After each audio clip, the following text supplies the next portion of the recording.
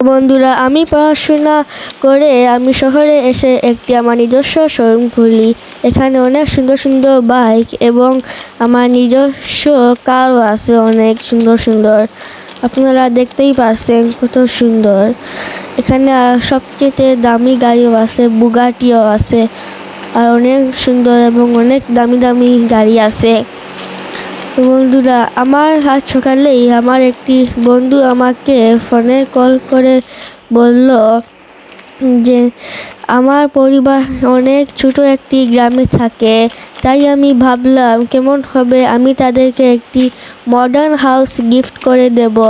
তো আমি বসে গেলাম আমার হেলিকপ্টারে এবং আমি চলে গেলাম আমার বাড়িতে। সেই বাড়ি থেকে আমি পড়াশোনা করে শহরে এসে নিজস্ব একটি শোরুম কিনে নেই। তাই আমি আমার মা বাবা আমার তলে অনেক কষ্ট করেছেন, তাই আমি তাদেরকে একটি সুন্দর একটি বাড়ি গিফট করব। তো আমি দেখা করবো আপনার সাথে বাড়ির সামনে এসে। তো বন্ধুরা, আমি এসে গেছি আমার বাড়ি ঠিক সামনেই। এখানে দেখতে পারবেন আমার নিচে আমার গ্রাম আছে।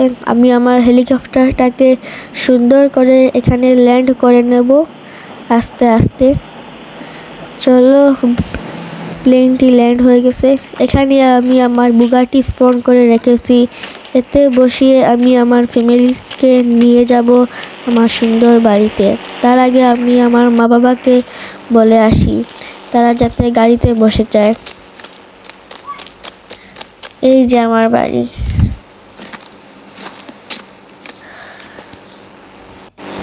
তো বন্ধুরা, আমি আমার মাকে বলে দিয়েছি এবং তিনি আমার কারের ভিতরে বসে গেছেন। এখন আমরা যাব আমার সুন্দর মডার্ন হাউসে।